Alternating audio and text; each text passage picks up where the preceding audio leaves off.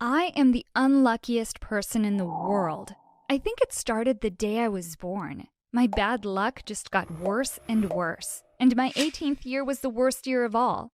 First of all, I was abandoned by my parents as a baby. My Aunt Carol took pity on me, and she took me in, but she already had a lot of mouths to feed. Her husband, Uncle Ken, and my cousins resented the fact that there was another baby in the house. They didn't like me. They pushed me around a lot. They liked to say that I had to earn for my keep since I was practically an orphan. So I never really had a family. I didn't have any friends either.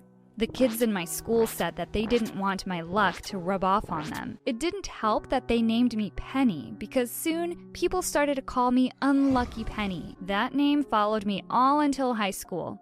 I always got bad grades. I always got picked last for teams. Nobody wanted to date a girl who was born under an unlucky star. So I grew up to be the loneliest girl ever. I had no friends and no real family. I was just another mouth to feed. And if you don't hit the like and subscribe buttons, you might get unlucky too. Keep on watching and don't forget to leave a comment after. I heard a saying before that luck comes in threes. In my case, my worst bad luck cases happened 3 times as well. The first one was on my 13th birthday. I was walking home from school, completely minding my own business, when a beehive fell from a tree exactly where I was standing. At first, I didn't know what hit me, but suddenly, I heard the sound of buzzing. It got louder and louder. Then the bees attacked, with honey oozing down my face. The bees swarmed around me and stung me so many times. I ran home flapping my arms over my head. When I got home, no one recognized me. My face swelled up like a balloon. Aunt Carol had to bring me to the hospital because I was in so much pain. Uncle Ken grumbled when he had to shell out a lot of money for medicine. "We're spending so much money on her," he said, not caring if I heard. "We just can't afford this." It hurt to hear that. It hurt even worse than the bee stings. When I turned 16, Aunt Carol said that she wanted to give me a sweet 16 treat. So we went out for ice cream, just the 2 of us. I guess she felt bad that I was always the least important person in the family. She hoped that I would grow up to be a good person. But I told her that I was so very unlucky. "Don't be silly, Penny," she told me that day. "We make our own luck. If you try to become a good person, you can be lucky." That night, I decided to cook dinner for everyone. I wanted to give them all a gift, even if it was my birthday. I was trying to be a good person, like Aunt Carol said. But while I was getting all my ingredients from the basement pantry, somehow I missed a step. I fell down the stairs. When they found me, I had already broken my arm and my leg. I had to wear a cast for months, and I was in bed for weeks. "Poor child," Aunt Carol told me while sitting beside my bed. "A lot of bad things seem to happen to you." I felt so miserable and unlucky. But I was feeling scared too. 2 big things already happened. The third one was probably going to be disastrous. Uncle Ken didn't have Aunt Carol's bedside manner. He didn't like it that he had to bring my meals to my room. "I know you didn't mean to fall down the stairs," he told me, "but please be more careful, Penny. We barely have enough money to feed everyone. And now we have to take care of you too." I cried a lot after that. I knew I was such a burden to them. I had a lot of time to think while I was stuck in bed. I knew I had to do something the moment I got better. So the only thing I could do to save money was to get a scholarship. For that, I had to study really hard. So I did. Somehow my bad luck didn't affect my grades anymore. I started to get A's instead of C's in my classes. When I finally turned 18, I was feeling pretty good about myself. I tried not to think of the third big bad luck that was coming. I got a scholarship to college. It would pay for everything. When I got to college, I got assigned to a dorm room, and I was going to have a roommate. I prayed that she was going to be a good one. I was wrong. Jenny wasn't just a good roommate. She was a great one. We became best friends from day one. Jenny liked to talk, but she also liked listening to me. She's the only one on campus who knew about my Unlucky Penny nickname. I told her about bad luck coming in threes. She told me I was being ridiculous. "If you keep thinking about it, then it will certainly happen, so stop thinking about it," she told me constantly. "Only think happy thoughts." After a while, I finally did. We made our dorm room the best in the building. We both made sure to keep it clean and tidy. We never got into any argument about whose turn it was to vacuum. It was the perfect living arrangement. Jenny was the best friend I could ever hope for. A few months later, Jenny turned 18 herself. She treated me to dinner. She wanted to do something that she couldn't do when she was just a minor. "I know what to do," she said. "Let's buy a lottery ticket." I was excited. I never did that before. "Let's do it," I cried. So we went to the nearest convenience store and bought tickets for each of us. When it came time to choosing the numbers, I decided on the dates of my birthday. Jenny just used random numbers for hers. We were excited for the results, but the draw was in a few days. Meanwhile, we spent a lot of time dreaming about the things we would buy if we won the lottery. Apart from the usual shopping sprees and exotic trips, mostly I thought about helping Uncle Ken and Aunt Carol. Although Uncle Ken complained a lot about me, the fact still remained that he let me live in their house. They still clothed and fed me. When the night of the draw came, I was feeling very nervous. I felt like my luck was really going to change that night, but just before the numbers were announced, my tummy was feeling topsy-turvy. I gave my ticket to Jenny and told her that I needed to use the bathroom real quick. I did my business as fast as I could. When I finally got back to our room, I was half expecting to see Jenny jumping for joy, but she was just busy fixing the stuff in her handbag. "Did they call out the numbers yet?" I cried. "Did we win?" Jenny turned around to face me. "Sorry, Penny, no such luck tonight," she said calmly. "Maybe we can try again some other time." I asked her for my ticket. I wanted to use it for a keepsake, but Jenny said that she already ripped it up and threw them away. "I don't want to be reminded that we weren't lucky tonight," she told me. I felt absolutely terrible. I really thought that I was going to win. "Oh well," I replied. "I guess my streak of bad luck isn't over yet." It definitely wasn't. The next day, my alarm went off loudly. "Turn that darn thing off, won't you?" Jenny cried from her bed. I mumbled an apology and turned off the alarm. I got dressed quietly so I wouldn't disturb her anymore. After all my classes that day, I decided to buy some dinner that I could share with Jenny. I was sorry about waking her up that morning. But when I got to the room, Jenny wasn't there yet. I tried to wait up for her as long as I could. Jenny didn't even go back to the room that night. The next morning, I was feeling worried. It wasn't like Jenny to spend the night somewhere else. I called her phone. She answered right away. She said that she had to go home for a few days. There was an emergency. "I hope everything turns out okay," I told her cheerfully. "I'll see you in a few days." It was lonely without Jenny around, but a few days later she finally arrived. She unpacked her bag and took out a lot of new clothes. "Wow," I said. "You didn't tell me that you went shopping." She shrugged her shoulders. She said that those were gifts from her parents. The Jenny that came back wasn't the same Jenny that left. Suddenly, everything I did started to annoy her. She said that she was tired of cleaning up after me. I was confused because I always did my share of the chores. I tried to please her more. I thanked her for every little thing, but she always seemed a bit angry over something. I was very surprised when I came back to the room one day. All of Jenny's stuff was packed in boxes. She told me that she was moving to another dorm. "Why?" I asked with a whine. "What happened?" Jenny didn't answer me. She just said that she needed a change. So she left. The school arranged a transfer and I got another roommate called Mandy who kept mostly to herself. I missed Jenny a lot. She was my first real friend, and now she didn't even want to talk to me anymore. I tried to call her, but she never picked up. The next time I saw Jenny, she almost ran me over in her new car. I was crossing the street when a red convertible nearly sideswiped me. I thought she would stop the car and check if I was okay, but when she saw that it was me, she just kept on going. What was happening to Jenny? She was turning into a mean girl all of a sudden. "Are you all right?" said a voice nearby. I turned. It was my roommate, Mandy. I stood up and shook the dust off my clothes. "Was that Jenny driving?" Mandy asked. I nodded. Mandy sniffed and made a face. "She's awful. My old roommate went to the same high school as her. She told me that Jenny is a snob. Besides, she practically forced me to leave my room so she could switch places with me. I felt terrible about my falling out with Jenny, but I didn't like hearing Mandy talk badly about her either. "She's not that bad. Maybe she's just having a bad day," I replied. But Mandy said that Jenny was truly awful. She heard that Jenny came from a family of gold diggers and opportunistic people. Her family's got a reputation of being thieves and criminals. Of course, none of them were ever caught, but everybody knew what kind of people they were, Mandy added. I felt insulted. How dare she say those things about my friend? The gossip was that Jenny was always finding ways to make money, even back then.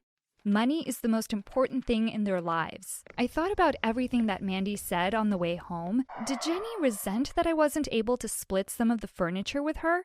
Did she actually want a richer friend? It sounded ridiculous. I tried to rack my brains to find the reason why I didn't seem to be Jenny's friend anymore. I thought back to the day when everything changed.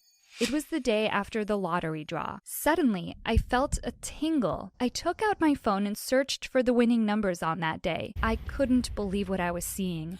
The numbers were the same numbers as my birthday. My ticket actually won the lottery, but I gave that ticket to Jenny. She saw that my ticket won, so she stole it so she could keep the money for herself. How was I going to get my winnings? How could I prove it? I found the lottery office online and went there myself. I asked them what would happen if a ticket was stolen. Could anyone cash it in? Basically, they told me that they gave the money to whoever had the ticket. No strings attached. But if I could prove that the ticket was really mine, I could charge the thief for robbery, and I would get the money. But before I could accuse Jenny of these things, I had to find out if she really won the lottery in the first place. The lottery office couldn't disclose the name of the winner without their consent. I had to make a plan. I needed someone to do this with me.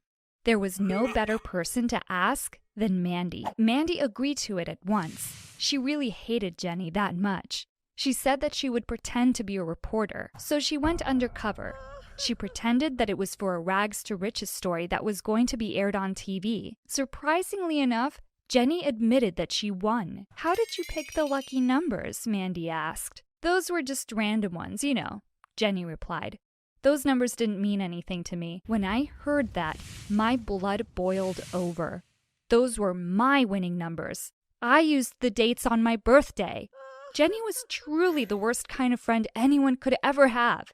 I knew I was going to get my third bad luck, and Jenny was it. I had to get that money from her because it was really mine. But how was I going to prove that I bought it myself? "The convenience store!" Mandy screamed. "There must be a CCTV camera there. They must have videos of you buying that ticket. You can show your birth certificate as proof that you really picked those numbers." Mandy's idea was brilliant. We ran to the convenience store that same day to ask for the CCTV footage. We got lucky. Mandy charmed and wheedled and even threatened the manager to give us a copy of the video. Somehow, we managed to get it. We went to the police station the next day. We explained everything that happened.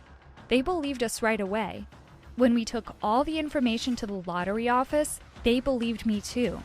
Then everything escalated pretty quickly. Jenny got charged for theft. All the remaining money was transferred to me. I even got the red convertible. I was so very happy and very thankful to Mandy. She was turning out into a much better friend than Jenny ever was. "I promise that I will never do anything mean or illegal to you," she said with a laugh. "You're a good person, Penny. You were just a little bit unlucky." That was an understatement, but my luck was turning now. I went back home when everything was in order. At first, Uncle Ken didn't seem too happy to see me. "Did you get into any trouble again?" he asked, feeling the worst. I smiled at him. I told him that I wasn't unlucky anymore. "I want to thank you for putting a roof over my head," I said. Uncle Ken was shocked. I told them that I had won the lottery. Then I gave him the keys to the convertible. Aunt Carol started crying and screaming with joy. "I can't believe it. I guess we'll have to change your nickname then." The best feeling in the world came over me when Uncle Ken gave me a hug. He cried too when I told him that I would help with the expenses from now on. I guess that was it. My streak of bad luck was done. Only good things were going to happen to me now. Hi, my name is Alana, and this is the story of how I betrayed my best friend, and why I don't regret what I did. Saskia and I had been best friends since before we were even born. Our mothers became friends at a pregnancy group, and we attended the same playgroup, preschool, and the same school. Although we were quite different people, I like sports and Saskia is way more into fashion and art. We could talk for hours, and we told each other everything. I never thought something as trivial as our prom could end that. We'd always kind of made fun of the prom. Saskia thought it was stupid getting so hyped up about one night of the year and desperately trying to ask someone to be your date, and I agreed. We always said that we would go together and just enjoy the night as friends. But that was before Saskia met Will. Will was from another school and had only recently transferred to ours. He was intelligent, tall, and blonde, and had the cutest accent.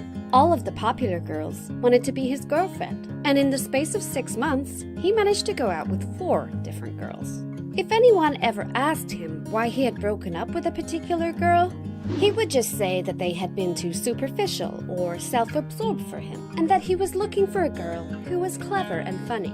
Only I saw straight through his facade, and that was because my cousin Jessica had been his girlfriend at his previous school and had warned me. She had said that on the outside, Will was the perfect guy, smart and sensitive, but in reality, he was only after clever girls so they could do his homework, and he was not a nice person at all. Jessica told me that Will would tell her that she was useless or ugly and would threaten to tell everyone what a horrible person, selfish person she was if she didn't let him cheat in exams or didn't steal her parents' money to give to him. He sounded borderline abusive. When Jessica had finally told someone what Will was doing to her, he humiliated her, telling everyone that she had copied his exam, which made her automatically fail all of hers. I was totally shocked at what she told me, and what a monster Will really was. I got tonsillitis towards the end of term, so had to have the week off. When I got back into school, I found that Saskia had been paired up with Will in science in my absence, and they had got on like a house on fire. Saskia seemed like a different person. All she could talk about was Will. Will is really kind and sensitive. He's not like all the other boys here who just see girls as objects. He treats me with respect. Will cares so much more about his studies than other guys I've met. It's so nice to have proper, deep conversations with him. Will told me that my art portfolio is amazing. I can't believe how sweet he is. Usually, I would have been really happy for Saskia, as she deserved a perfect guy.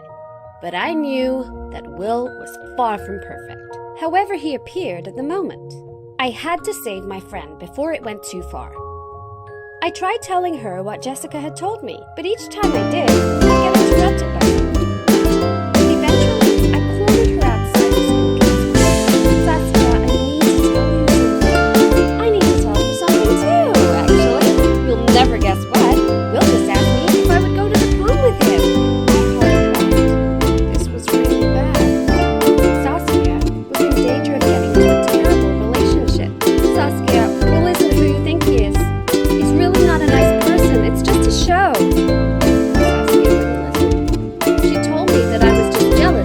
That we would go to the prom together, but that I should be happy for her that she'd actually found a perfect guy who likes her better.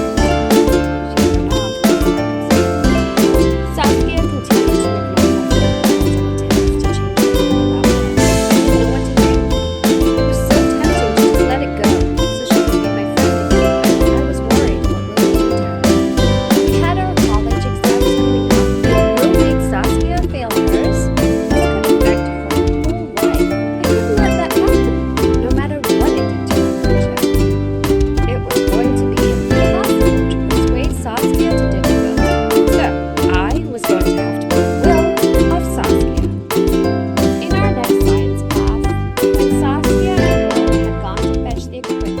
The experiment we were doing, I quickly sent Saskia a series of texts from an imaginary bed, saying things like, "I love you, baby. I can't wait to go to the prom with you."